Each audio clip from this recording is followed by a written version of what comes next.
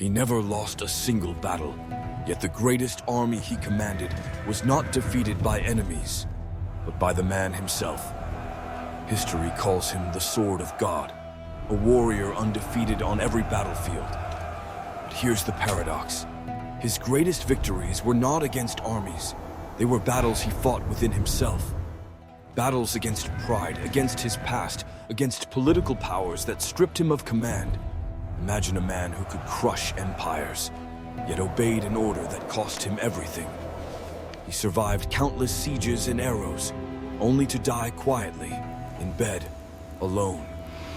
This is a story of power, betrayal, and the paradox of a man no one could defeat, except time itself. The desert sun scorched the plains of Uhud, turning sand into waves of gold and brown, blurring the horizon. The sound of hooves thundering across the dunes echoed like rolling thunder, mingling with the clang of steel and the terrified cries of soldiers. Dust rose in spiraling columns, each gust a chaotic dance of chaos and anticipation. On this battlefield, Khalid ibn al-Walid was not yet the hero history would celebrate. He was a storm, a force of precision and destruction, serving the Quraysh against the very army that would one day call him a savior. Every detail of the battlefield was mapped in his mind. Every formation, hesitation, and glance of the enemy's ranks was analyzed with a calculating eye. He did not charge blindly. He watched. He waited. Then, when a small but crucial gap appeared in the Muslim flank, he acted. A cavalry charge. Swift, merciless, perfectly timed. Horses thundered, spears shattered shields, and the clash of metal rang across the plains. Panic erupted. Soldiers, trained for endurance and honor, stumbled into chaos.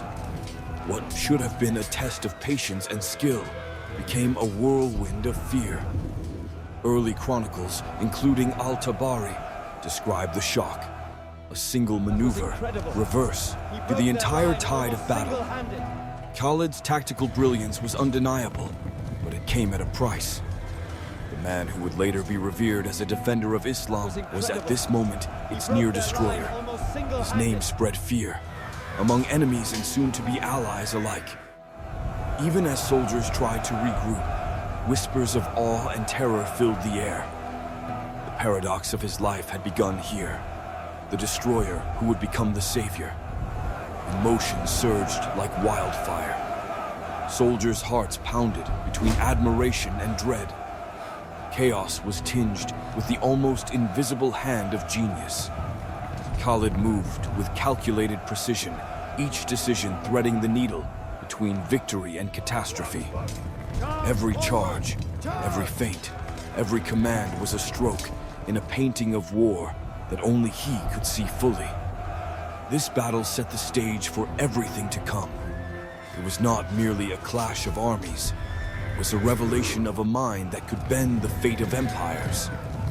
Here, history began to notice a man who could be neither contained nor predicted. A man whose greatest weapon was his intellect, and whose fiercest enemy was not the army before him, but the future that awaited. What happens when the most dangerous enemy becomes the most indispensable ally? The sands of Arabia had shifted in ways no one could have predicted. Alliances crumbled, tribes realigned, and the winds carried whispers of a changing world. 4 years after Uhud, a man once feared across the Arabian Peninsula walked alone into Medina. Khalid ibn al-Walid, terror incarnate on the battlefield, the destroyer of armies, approached not as a conqueror, not as a general, but as a solitary figure seeking to step into a new identity. No banners waved, no cavalry thundered behind him. The streets were lined with cautious eyes, wary glances, whispered doubts. Could this man, whose name had inspired both fear and dread, truly be trusted? He had fought against them, crushed their forces, and now he sought allegiance. Every step was a gamble. Every heartbeat was a negotiation with fate itself. Early biographers, including Ibn Sa'd's Tabaqat, emphasized the voluntary nature of his arrival. Nothing coerced him. No siege, no threat, no promise of reward. It was a conscious choice, a leap into the unknown, a risk with life, honor, and legacy hanging in the balance. Khalid walked steadily, aware of the scrutiny, yet undeterred. His eyes, sharp and calculating, scanned faces for signs of hostility or acceptance. His mind was a battlefield in itself, weighing survival against trust, past against future. The transformation was more than political. It was moral, emotional, existential. The same man who had led terror charges against the Muslim army now sought to become its protector. The paradox was palpable. A destroyer turned guardian, a warrior surrendering to conscience. Suspicion met him at every corner, yet with each step, he projected calm, strength, and purpose. Emotion surged in waves. Fear battled hope in the eyes of those who watched him. Vulnerability met resolve. A man capable of annihilation was now subject to the judgment of those he had once fought. And why? In this tension lay the birth of legend. A warrior who could wield terror with precision now embraced trust, humility, and foresight. Khalid's walk was silent but thunderous in impact. Every measured step reshaped the perception of him. The enemy had become an ally. The feared general had become a test of faith, integrity, and courage. In the deserts of Medina, history witnessed a paradox in motion. A man who had fought armies now sought to inspire one. Can a man who once fought an army inspire it to follow him willingly? The sun hung high over the barren plains of Mu'tah, relentless and unforgiving, turning the desert into a furnace of heat and dust. The Muslim army faced a force far larger than themselves, a Byzantine army trained, disciplined, and unyielding. 3 commanders had already fallen, one after another, leaving the ranks shaken and leaderless. Panic rippled through the soldiers. Fear gnawed at their resolve. Death seemed imminent, and the horizon offered no salvation. Amid the chaos, Khalid ibn al-Walid stepped forward. Not with a war cry, not with bravado, but with a calm so profound it sliced through the panic like a blade. He assessed the battlefield with meticulous precision. The enemy's movements, the terrain, the morale of his troops. Every heartbeat, every breath, every glance was measured. There was no room for error. One wrong command could mean annihilation. Then he made the choice that would define his early legacy: retreat. In the eyes of some, retreat might appear as weakness, but Khalid orchestrated it with the skill of a master painter, arranging strokes on a canvas.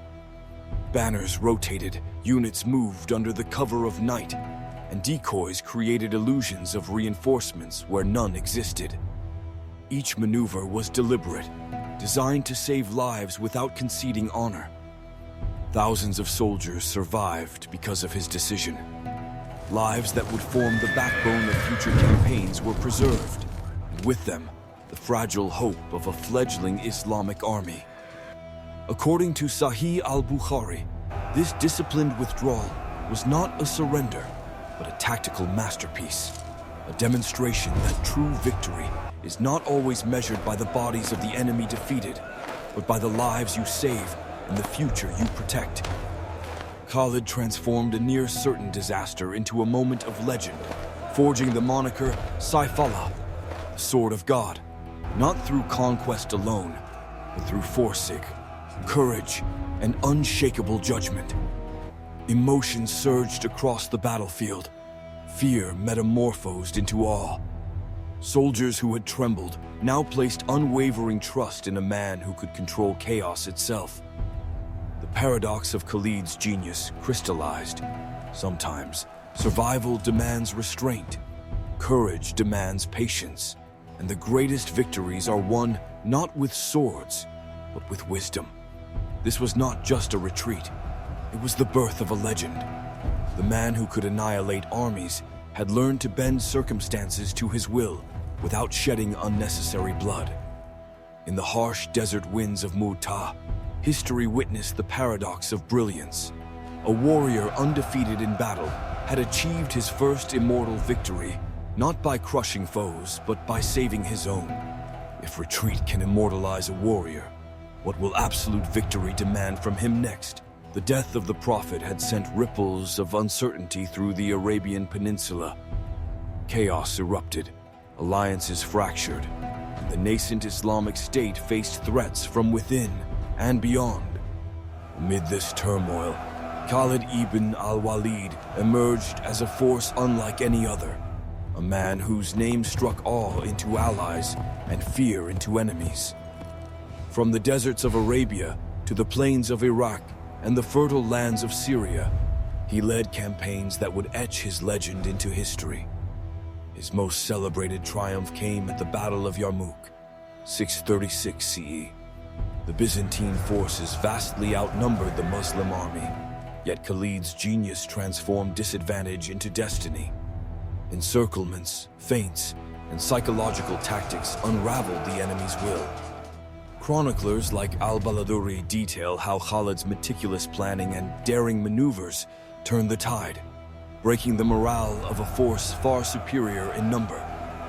Every advance, every retreat, every feint was executed with precision that bordered on artistry. Yet triumph carried shadows. During the Banu Jadima expedition, some killings occurred despite the tribes declaring Islam. The Prophet intervened, compensating the victims' families, underscoring that even the greatest warriors are fallible. Khalid's victories, while awe-inspiring, were not without moral complexity. The sword that conquered empires could also cut through conscience, leaving marks not on enemies alone, but on the soul of the wielder.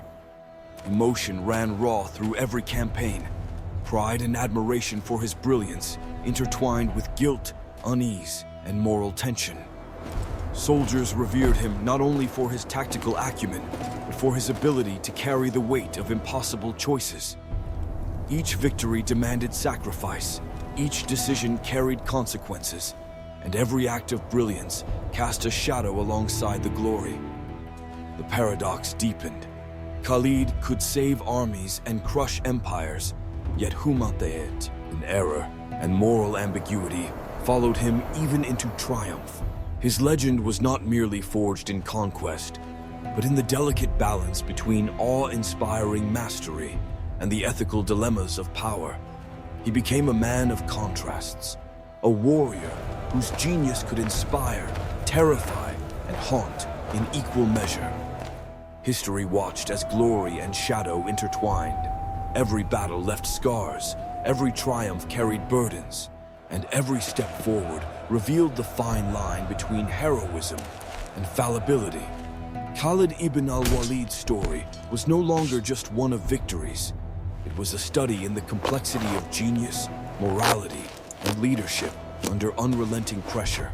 Can a hero survive when his greatest brilliance casts the darkest shadow? No enemies approached, no swords clashed, no banners waved. Only silence hung over the lands Khalid ibn al-Walid had conquered. Quiet more terrifying than any battlefield roar. The undefeated general, the man who had bent empires and rewritten the map of Arabia, now faced a force greater than any army. The unyielding power of governance. Caliph Umar's decree was clear. Khalid was relieved of supreme command. The warrior who had never tasted defeat on the battlefield, whose name inspired awe across continents, bowed to authority. His armies remained intact, his strategies unchallenged, yet his influence was curtailed. Politics, not swords, had delivered the first true loss of his life. According to al-Tabari, the reasoning was simple, yet profound. No single man's fame could eclipse the authority of the caliph. Khalid obeyed, never rebelling, never defying the law, his pride and personal glory subsumed by the stability of the state. It was a defeat of a different kind, one measured not in bodies or territory, but in legacy, power, and the relinquishment of ultimate command. Emotion surged through this silent surrender. Humility wrestled with pride. Loyalty battled regret. The man who had led countless campaigns, who had orchestrated victories against all odds, now walked through history with a quiet dignity, stripped of command, but not of legend. His life became a testament to a paradox that defined him: invincibility in strategy, vulnerability in politics. The battlefield could not conquer him, yet human governance could temper even the mightiest force. Years later, Khalid passed away peacefully in Medina, far from the thunder of hooves and the clash of swords that had defined his life. Every scar he bore told a story. Every wound marked a victory. Yet the one battle he could never win, the battle against time itself, was now complete. The legacy of Khalid ibn al-Walid endured, not only as a master of war, but as a man who understood the fragility of power, the weight of responsibility, and the inevitability of mortality. History remembered him as the sword of God, undefeated in battle, unyielding in spirit, yet ultimately subject to the tides of fate and the structures of governance. When the undefeated warrior dies quietly, what remains of invincibility?